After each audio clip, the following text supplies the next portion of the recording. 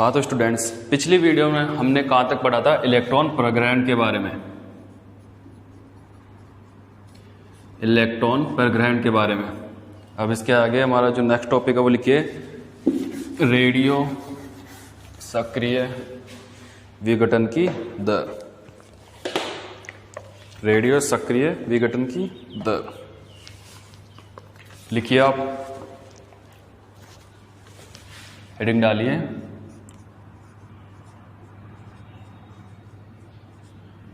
Radio सक्रिय विघटन की दर, या दूसरे शब्दों में कहें तो क्या? रदरफोर्ड सोडी नियम।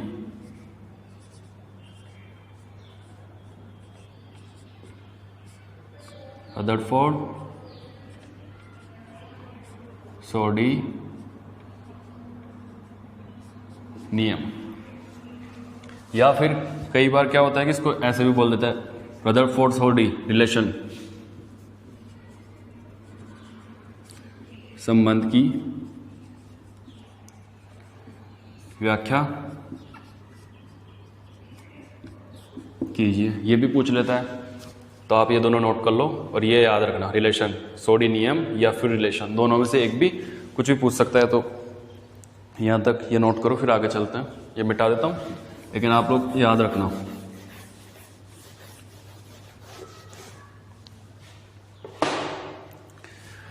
अब देखिए रदरफोर्ड और सोडी ने क्या बताया। जैसे यहाँ ही दिख रहा है विघटन की दर, विघटन के बारे में, जो भी अपने परमाणु थे उनके विघटन के बारे में बताया इन्होंने। तो विघटन कैसा होता है?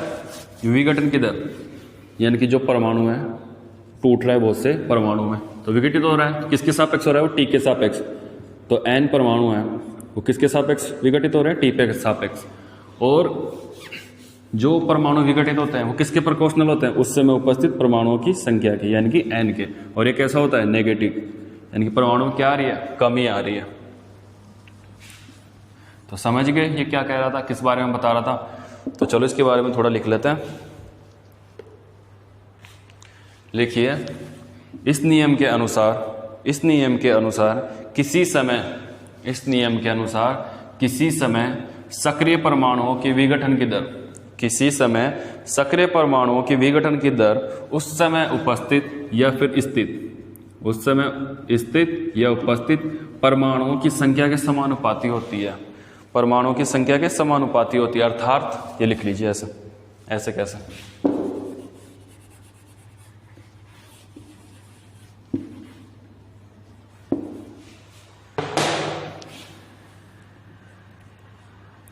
ये लिख लीजिए।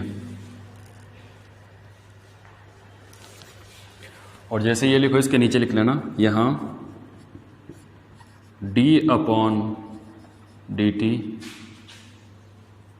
क्या है? परमाणुओं के विघटन की दर। लिखिए,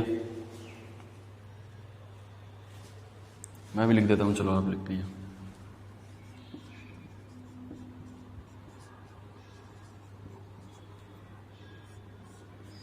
परमाणुओं के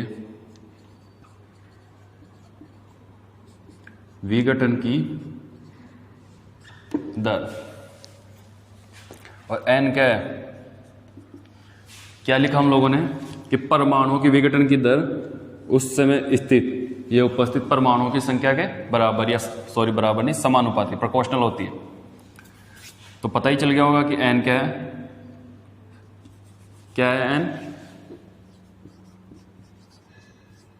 सक्रिय परमाणुओं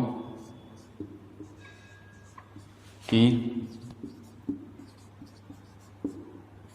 संख्या। लिखिए यहां पर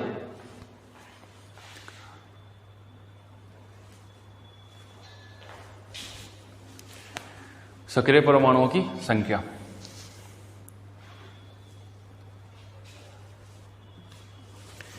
अभी इसके बीच में प्रोपोर्शनल हटा देते हैं हम लोग। तो dN/dt बराबर lambda upon n, lambda multiply में n, और जो यहाँ माइनस नेगेटिव साइन था वो यहाँ ले लेते हैं। अब लिखिए जहाँ लैम्डा समानुपातिक नियतांक है, जहाँ लैम्डा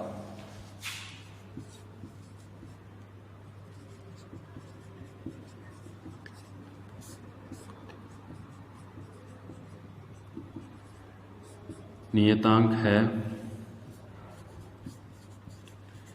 जिसे श्रेयांक कहते हैं, जिसे श्रेयांक कहते हैं।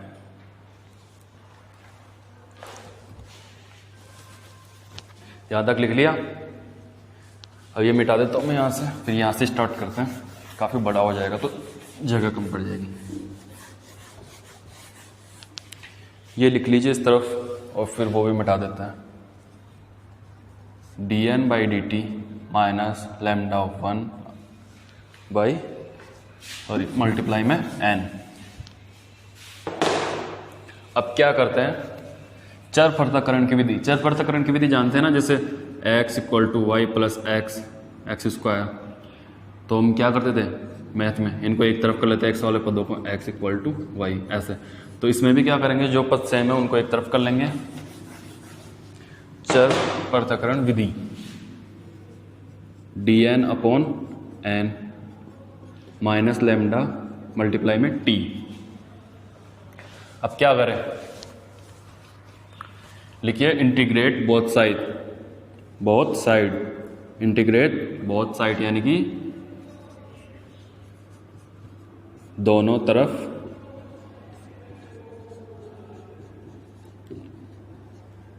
समाकलन करने पर, दोनों तरफ समाकलन कीजिए। समाकलन का sign dn upon n minus lambda multiply में dt। अब समाकलन करेंगे तो इसकी लिमिट भी आएगी। तो लिमिट देखो कहाँ से कहाँ तक होती है, n 0 से n और 0 से t, ये आ गई। अब इसके नीचे एरो डाल के लिखिए, यदि प्रारंभ t बराबर 0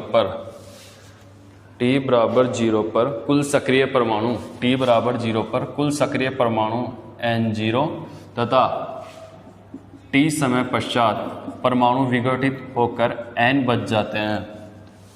लिखिए, यदि प्रारंभ में t बराबर 0 पर कुल सक्रिय परमाणु n0 तथा t समय पश्चात सक्रिय परमाणु विघटित होकर n बच जाते हैं। क्या बच जाते हैं, n बच जाते हैं। तब क्या करते हैं, तब लिखिए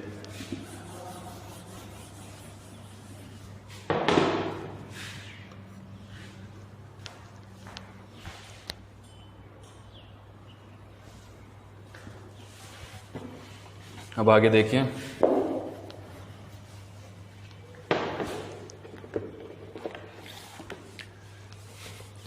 इसको इंटीग्रेट करेंगे तब क्या होगा, जैसे ये होता था अपने पास 1 अपॉन एक्स डी एक्स, तो इसका क्या होता था log x या फिर ln x।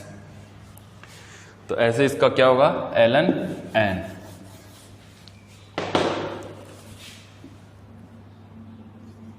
ln n n0 n equal to minus lambda बाहर, t ऐसे कैसे 0 to t। हो गया यहां तक। या फिर ऐसे करो, लैम्डा को भी अंदर ही ले लो, लैम्डा t माइनस बाहर रहने दो।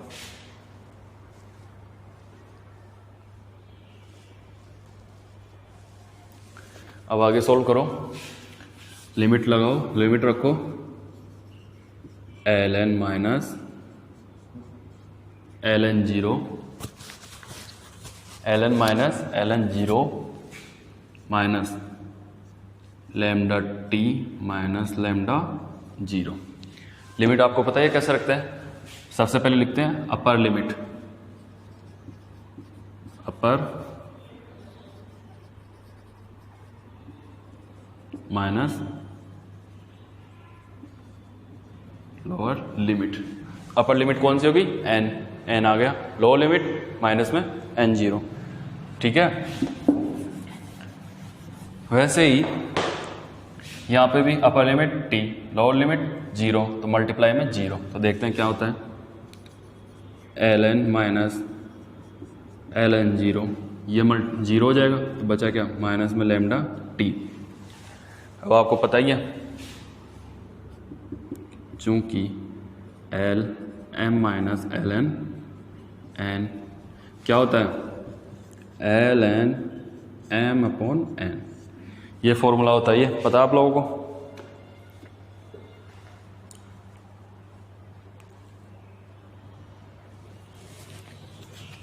तो ये वाला फॉर्मूला यहाँ पुट कीजिए, तो क्या आ जाएगा अपने पास? ln थोड़ा सही लिखो, ln n upon n0 equal to minus lambda t। आ गया? इसको समीकरण 1 दे दीजिए और इसको समीकरण नंबर 2 दे दीजिए।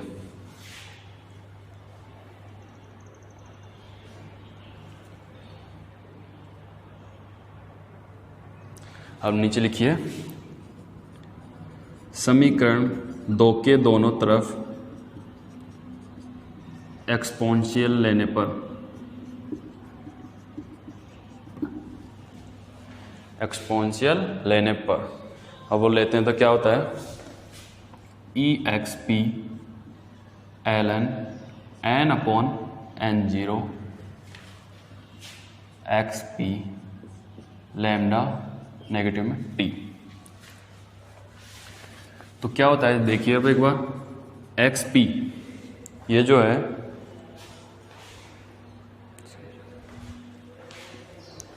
ये जो है xp और ln, ये दोनों क्या कर लेते हैं? एक दूसरे से कैंसिल हो जाते हैं।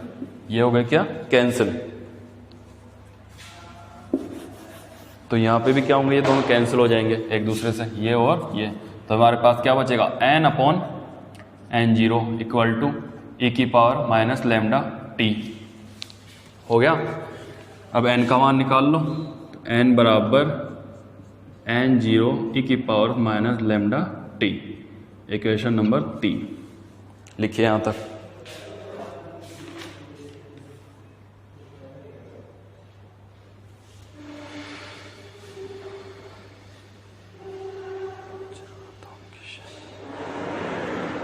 और समीकरण 3 लिखने के बाद में लिखना, समीकरण 3 विघटन नियम का, विघटन नियम का चरघातांकी श्रेणी में चरघातांकी क्षय नियम है, ये लिख लेना। अब जल्दी से लिखो।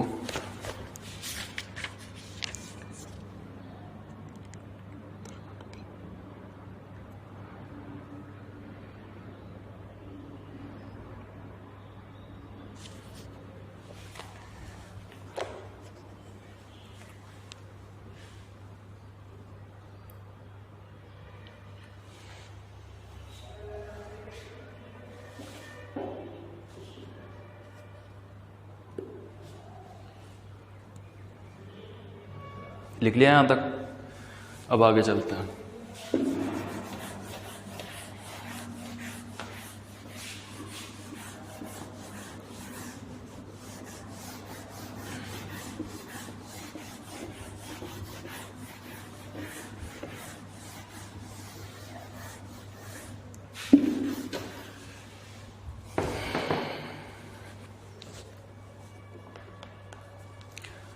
अब आप लोगों ने थोड़ा पीछे जाना, इक्वेशन नंबर फर्स्ट से पहले dn upon dt proportional n, ये लिखा था ना। इसके नीचे आप एक लाइन लिख लीजिए नेगेटिव साइन के बारे में। जहाँ ऋणात्मक चिन्ह यह बताता है कि जैसे जैसे समय में वृद्धि होती जाएगी, जैसे जैसे समय में लिखिए ऋणात्मक चिन्ह यह बताता है कि जैसे जैसे समय में वृद्धि होती जाएगी वैसे वैसे विघटन की दर कम होती है या फिर विघटन की दर घटती है। दोबारा से सुनो, जैसे जैसे टाइम समय बढ़ता है विघटन की दर घटती है, ऐसे लिख लीजिए डायरेक्ट, विघटन की दर घटती है। एक बार फिर से सुन लीजिए, ऋणात्मक चिन्ह यह बताता है जैसे जैसे टाइम बढ़ता है यानी कि समय बढ़ता है विघटन की दर घटती है। अब आ जाइए आगे, डायग्राम बनाते हैं हम। ये डायग्राम बना लीजिए इक्वेशन नंबर 3 के बाद में। वो क्या हो रहा है, चरघातांकी रूप से कम हो रहा है।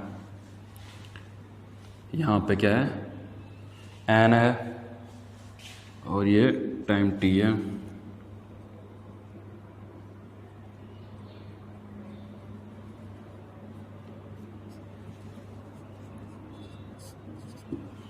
ये किसी समय t पर परमाणुओं की आधी संख्या है। क्या है, किसी समय t पर परमाणुओं की संख्या है।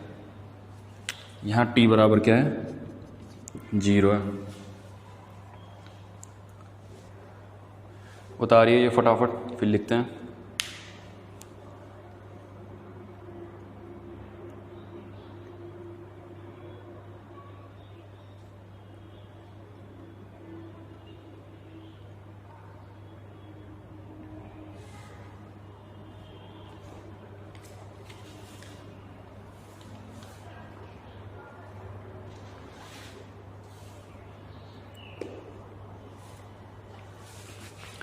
ये उतारने के बाद में अब नई हेडिंग डाली है, decay constant. Decay constant, decay constant क्या होता है अपना, क्षयांक। क्षयांक अभी पढ़ा था हम लोगों ने, लैम्डा, या फिर लिख लो, चलो छोड़ो, लिखिए समीकरण 1 से, समीकरण 1 से। समीकरण 1 क्या था अपना, dn upon dt minus lambda n, यह था समीकरण 1। लिखिए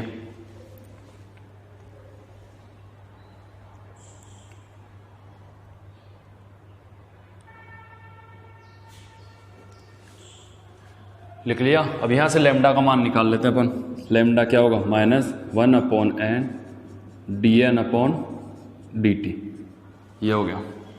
अब इसके नीचे एक लाइन लिख लीजिए आप लोग, इसके नीचे, जस्ट इसके नीचे, अर्थात लिखिए, अर्थात प्रति सक्रिय परमाणु, अर्थात प्रति सक्रिय परमाणु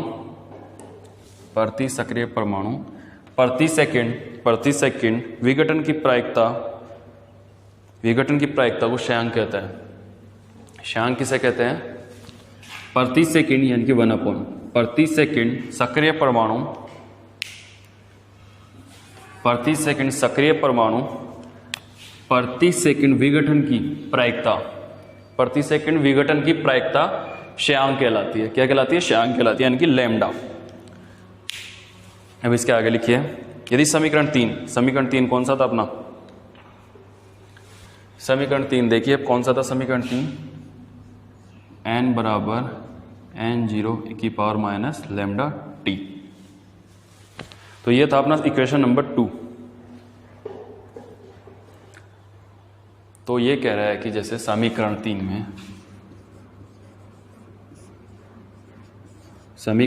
में लैम्डा बराबर t बराबर 1 अपॉन लैम्डा रखने पर, लैम्डा रखो,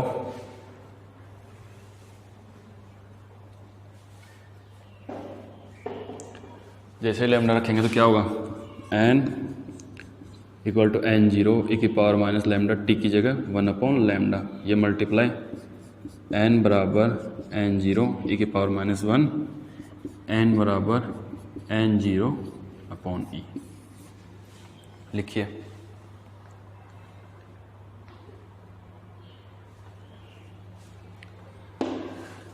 और लिखिए यहाँ पे 1 अपॉन ई बराबर 0.36 या 0.37। 1 अपॉन ई का मान कितना होता है, 0.36 या फिर 0.37। तो ये मान यहाँ रखिए, n बराबर 0.37 n0। इसको कर दीजिए ब्रैकेट में बंद और लिखिए, नीचे लिखिए एरो डाल के, श्रेयांक अर्थात श्रेयांक उस समय के, अर्थात श्रेयांक जैसे हमने लिया t बराबर 1/λ, तो लैम्डा का मान 1/t, तो इसी से लिखेंगे अर्थात श्रेयांक उस समय के व्युत्क्रम के बराबर होता है। अर्थात श्रेयांक उस समय यानी कि 1/t उस समय के व्युत्क्रम के बराबर होता है, उस समय के व्युत्क्रम के बराबर होता है जितने समय में सक्रिय परमाणुओं की संख्या, जितने समय में सक्रिय परमाणुओं की संख्या घटकर प्रारंभिक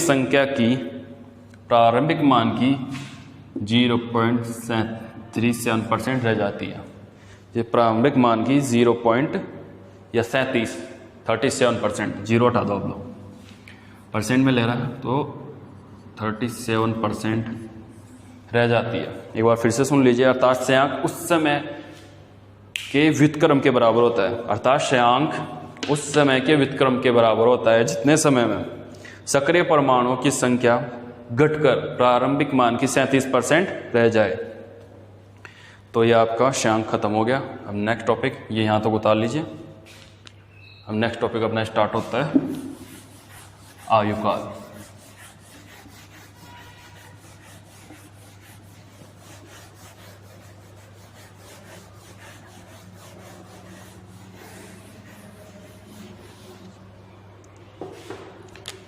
अर्ध आयुकाल।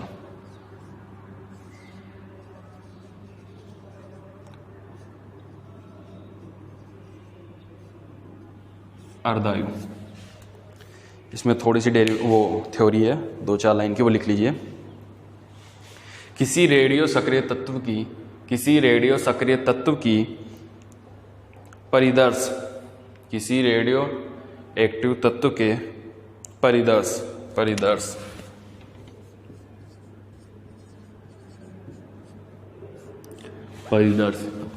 को क्या कहते हैं? सैंपल। परिदर्श लिख लीजिए और उसके ब्रैकेट में लिख लेना सैंपल, ताकि आप लोगों को पता रहे परिदर्श किसे कहते हैं। SAMPLE, सैंपल को परिदर्श कहते हैं। तो लिखिए, किसी रेडियो एक्टिव तत्व के परिदर्श के आधे परमाणु जितने समय में विघटित हो जाते हैं या जितने समय पश्चात आधे सक्रिय परमाणु शेष रह जाते हैं, उस समय के मान को उस तत्व की अर्धायु कहते हैं। क्या कह रहा है ये? किसी रेडियो एक्टिव तत्व के परिदर्श, सैंपल के आधे परमाणु जितने समय में विघटित हो जाते हैं, आधे परमाणु जितने समय में विघटित हो जाते हैं, या जितने समय पश्चात आधे सक्रिय परमाणु शेष रह जाते हैं, आधे से सक्रिय परमाणु कैसे रह जाते हैं? शेष रह जाते हैं। उस समय के मान को उस तत्व का अर्धायु कहते हैं। उस समय के मान को उस तत्व का क्या कहते हैं? अर्धायु कहते हैं। अर्थात लिखिए,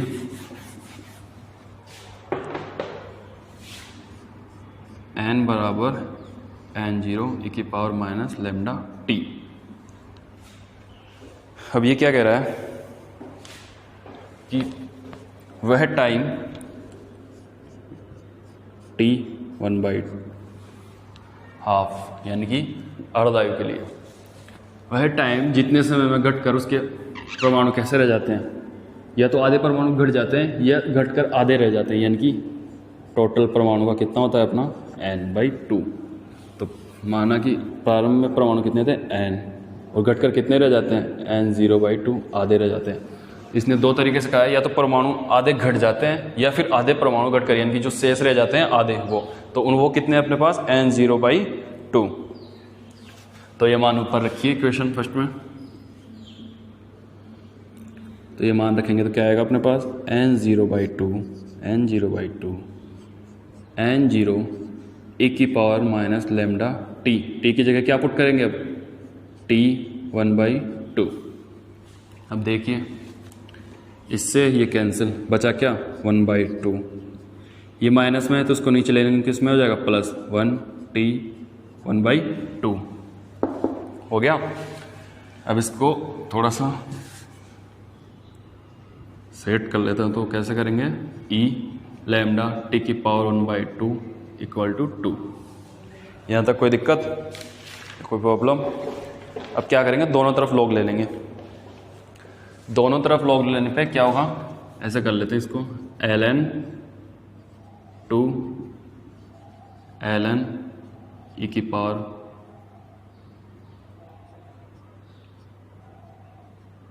ये, सॉरी माइनस नहीं आएगा क्योंकि नीचे ले लिया था हम लोगों ने, नीचे आ गया था तो क्या हुआ प्लस हो गया था। अब देखिए आप लोग, ये ln और ये एक्सपोनेंशियल, तो अभी पढ़ा था हम लोगों ने xp, दोनों एक दूसरे से क्या हो जाते हैं कैंसिल आउट, या फिर ये ऐसे हो, दोनों एक दूसरे को क्या कर लेते हैं कैंसिल आउट। तो लिखिए ऐसे कैसे, ln 2 लैम्डा t 1/2 यानी कि अर्धायुकाल।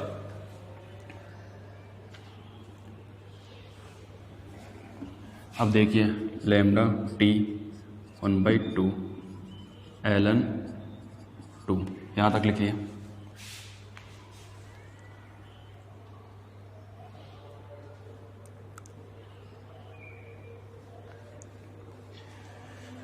अब आप लोगों को पता ही है ln 2 का मान कितना होता है, देखिए चूंकि ln 2 इक्वल टू 0.963,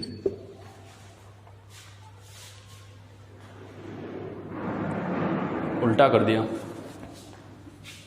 963 नहीं होता है 693 होता है, 693 0.693। तो यहाँ से वर्धायुकाल निकाल ही सकते हैं हम लोग। तो t 1/2 ये मान रखेंगे तो 0.693 लैम्डा।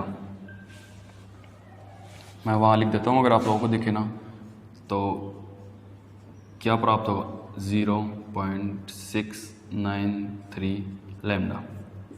ये अर्धायुग प्राप्त हो गए हम लोगों को। उतारिए फटाफट यहाँ तक।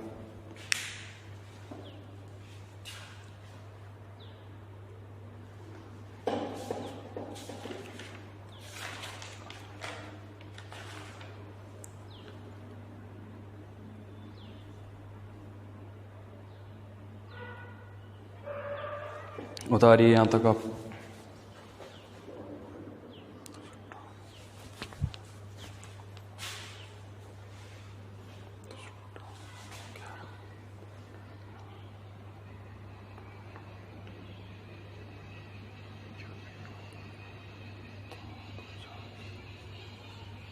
उतार लिया।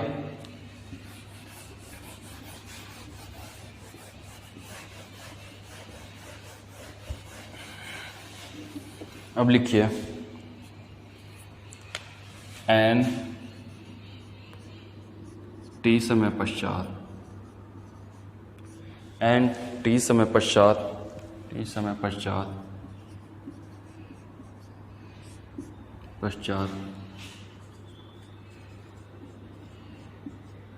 विघटित परमाणुओं की संख्या,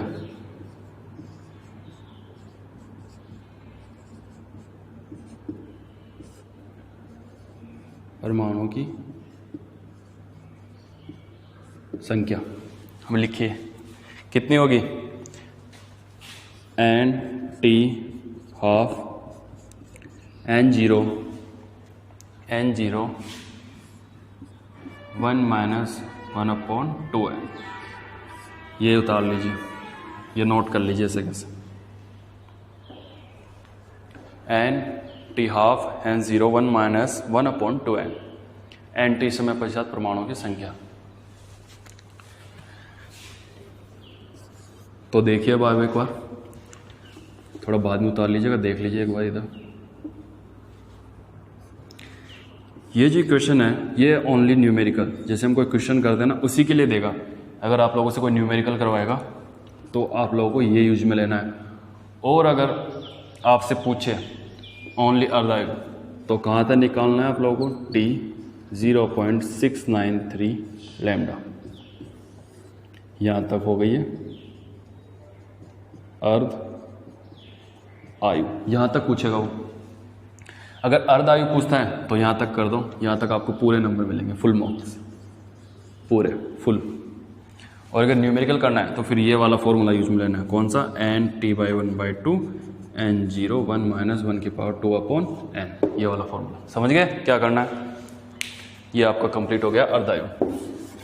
अब जो अपना नेक्स्ट टॉपिक है वो कौन सा है, माध्य आयु।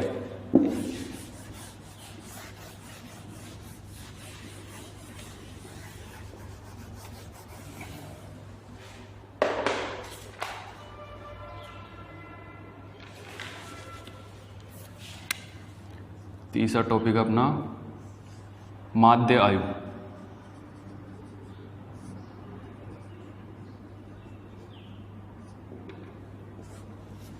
लिखिए, इसमें जो थोड़ी सी थ्योरी है वो लिख लीजिए एक बार। किसी तत्व के परमाणु का जीवन काल, किसी तत्व के परमाणु का जीवन काल वह समय होता है, किसी तत्व के परमाणुओं का जीवन काल वह समय होता है जब तक परमाणु सक्रिय अवस्था में रहता है, जब तक परमाणु सक्रिय अवस्था में रहता है।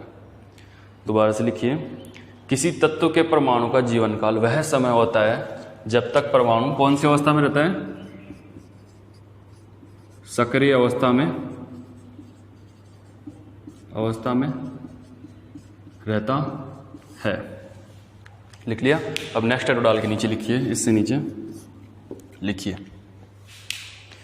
किसी तत्व में परमाणुओं का जीवन काल, किसी तत्व में परमाणुओं का जीवन काल भिन्न भिन्न होता है, किसी तत्व में परमाणुओं का जीवन काल भिन्न भिन्न होता है।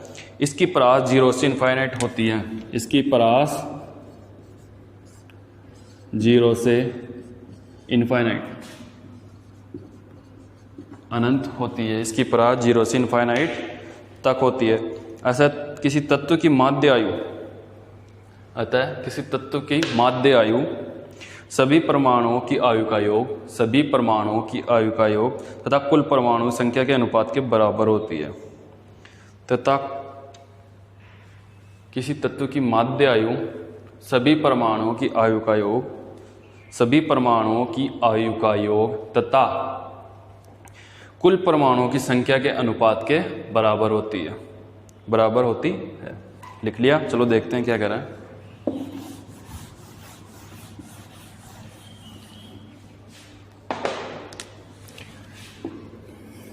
T0 यानी कि माध्य आयु।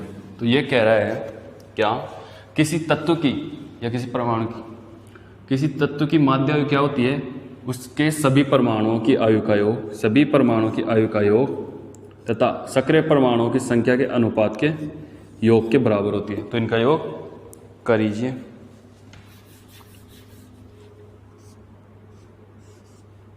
परास कितनी होती है, 0 से infinite, T dn n0।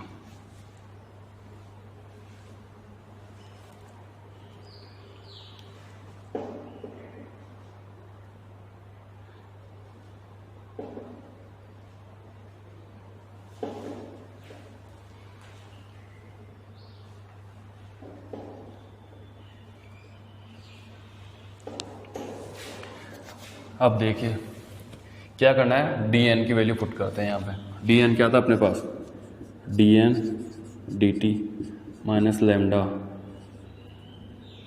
t, n 0 था,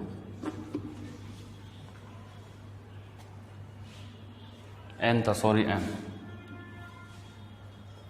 क्या था, n।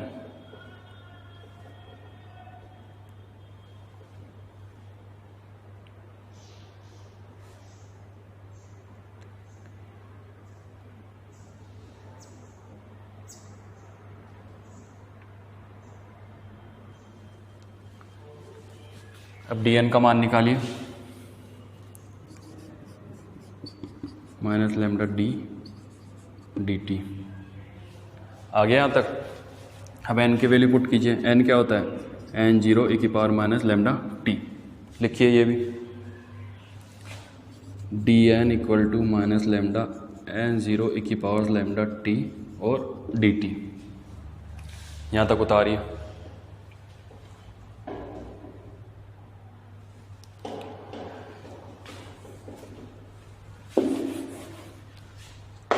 इसको इक्वेशन नंबर 1 दे दीजिए और इसको इक्वेशन नंबर 2 लिखिए। समीकरण 2 से मान समीकरण 1 में रखने पर समीकरण 2 से मान समीकरण 1 में रखने पर रखिए ये मान।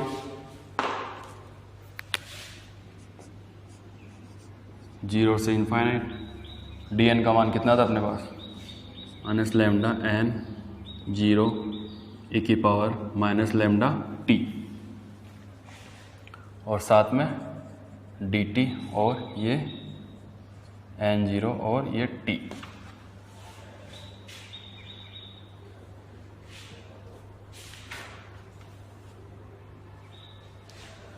अब इसको मिटा देता हूँ मैं यहाँ से, ये कंटिन्यू करते हैं हम यहाँ से। अब जो भी कांस्टेंट है उसको बाहर ले लो एक बार।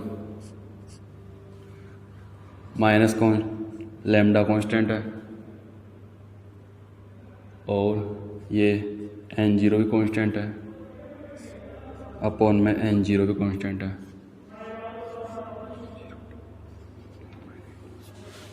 बचा क्या, टी e की पावर माइनस लेमडा टी और डी टी, ये बच गया।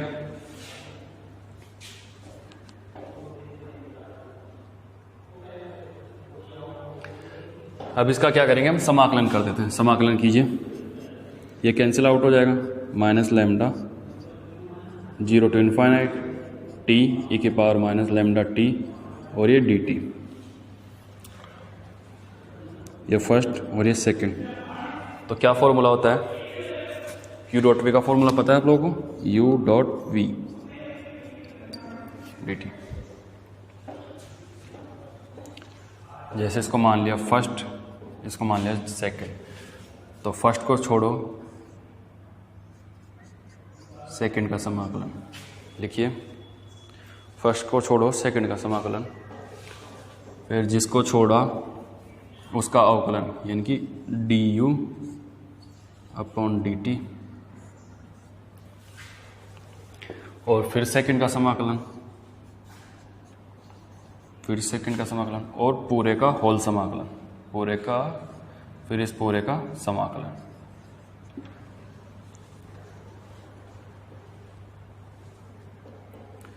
ये फॉर्मूला होता है। तो अब ये फॉर्मूला इसके अकॉर्डिंग कीजिए। माइनस लेमडा, फर्स्ट को छोड़ा सेकंड का समाकलन यानी कि इसको बाहर ले लेते हैं, t zero to infinite minus lambda T और ये डी टी, माइनस जिसको छोड़ा उसका अवकलन यानी कि किसको छोड़ा था, टी को, तो d T upon D t, फिर सेकंड का समाकलन यानी कि e की पावर माइनस लेमडा टी और d t zero to infinite, और पूरे का फिर होल समाकलन, ये इंटीग्रेट जीरो टू इनफाइनाइट है। ये किसके रेस्पेक्ट में, टी के रेस्पेक्ट में। अब कीजिए, इसको सोल्व कर ले एक बार। माइनस लेमडा टी e की पावर x का क्या होता है, e की पावर x, और x का क्या होगा 1 अपॉन एक्स, यानी कि lambda zero to infinite minus, अब इसका तो हो गया 1, क्या हो गया इसका 1, चलो लिख लो आप एक बार, D T upon D T, ये तो हो गया 1, इसको यहाँ कर लेते हैं एक बार, D T upon D T, D T upon D T हो गया 1, और ये क्या आया e की power minus lambda T minus lambda और इसका फिर डी टी। अब इसका फिर डी टी के सापेक्ष यानी डी टी के रेस्पेक्ट में समाकलन करेंगे तो क्या आएगा, e की power minus lambda T minus lambda multiply minus lambda, तो माइनस माइनस प्लस, तो क्या आएगा अपने पास, minus lambda T lambda square. तो हमारे पास क्या वैल्यू आई, ई की power minus lambda T lambda square 0 to infinite. यहाँ तक समझ में आ रहा है? यहाँ तक कोई प्रॉब्लम थोड़ी आप लोगों को। अब वैल्यू रखिए, लिमिट रखिए। तो लिमिट कैसे रखते हैं पता ही है आप लोगों को। टी अपर लिमिट माइनस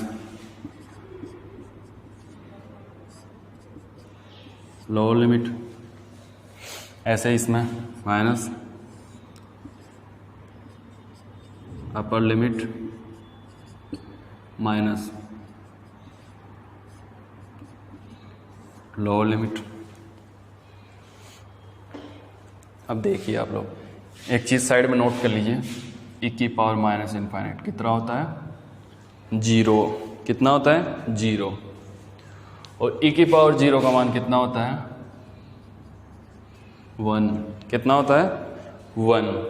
और ई की पावर इनफाइनाइट, ई की पावर इनफाइनाइट का मान होता है इनफाइनाइट। ये पेज के राइट में थोड़ा सा जगह छोड़ के ये नोट कर लीजिए। ये फॉर्मूला आप लोगों ने लिख ही लिया होगा। चलो एक बार उतार लो यहाँ तक, थोड़ा सा काफ़ी बड़ा हो रहा है, इस साइड का उतार लो, फिर करते हैं आगे। यहाँ तक उतार लो।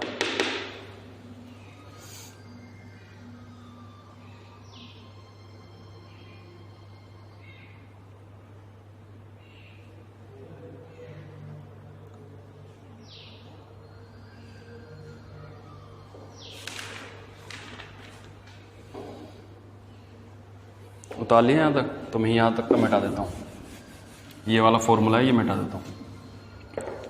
अब मान रखते हैं अपन टी ई की पावर माइनस इनफाइनाइट यानी कि 0, ई की पावर 0 क्या हुआ? 0। और फिर टी का मान यहाँ भी 0 आएगा। कितना आएगा? 0, क्योंकि साथ में ये वाला टी भी है। तो ये तो जैसे ही ये 0 आएगा, टी का मान 0, और यहाँ पर तो इनफाइनाइट आएगा, और यहाँ पर भी टी जुड़ा हुआ है साथ में, ई की power minus lambda 0, lambda multiply में 0, क्योंकि टी की वैल्यू रखेंगे। ये देखिए, ई की पावर माइनस इनफाइनाइट 0 माइनस ई की पावर 0 यानी कि 1 अपॉन लैम्डा स्क्वायर। यहाँ तक उतारिए। अब पूरा कंप्लीट उतार लीजिए यहाँ तक।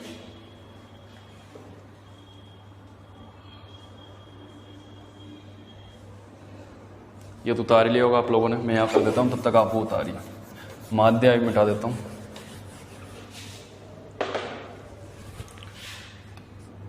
T0 equal to minus lambda, ये पूरा हो गया 0,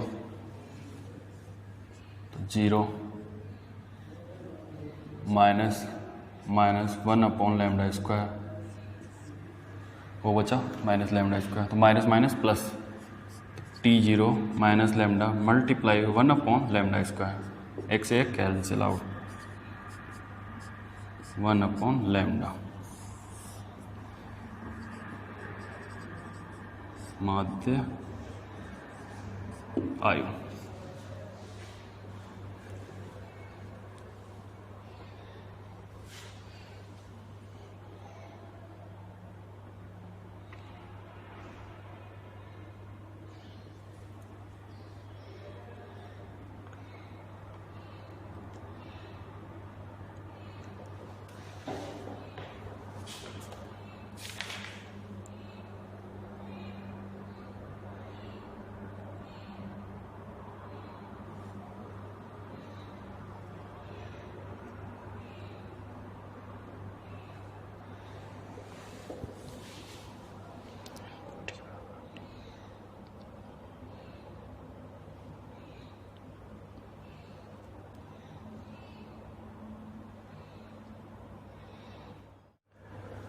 तो बच्चों यहाँ पे क्या है कि ये जो नेगेटिव साइन है ये नहीं आएगा।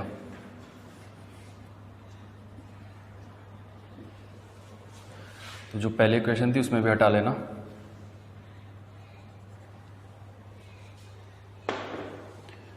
ये आएगा। तो यहाँ तक उतार लिया आप लोगों ने। चलो आगे चलते हैं।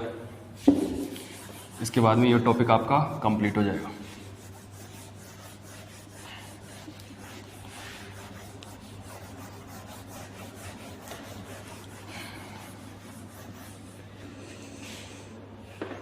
अब जो अपना है वो है, ये तो चल नहीं रहा, लिखिए। चौथा जो अपना बचा हुआ है वो है अर्धायु। चौथा जो टॉपिक है तथा माध्य आयु में संबंध, तथा माध्य आयु में संबंध। तो अर्धायु आप लोगों को पता है क्या होती है, T 0.693 1/λ। ये तो अपनी होती है अर्धायु। और माध्य आयु आप लोगों को पता है T0 क्या होता है, 1/λ, जो भी हम लोगों ने किया है।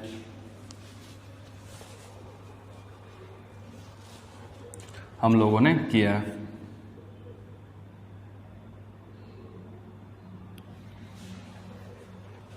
तो अब देखिए 1/λ, इसको ऐसे लिख सकते हैं अपन 0.693 मल्टीप्लाई 1/λ। तो 1/λ का मान पुट कर दीजिए, T 1/2 0.693 T0।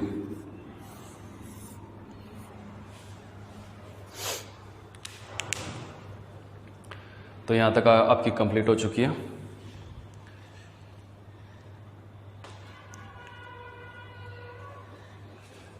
तो यहाँ पे एक इक्वेशन डाल के लिखिए, समीकरण 1 अर्धायु तथा माध्य आयु के मध्य रिलेशन संबंध को बताता है।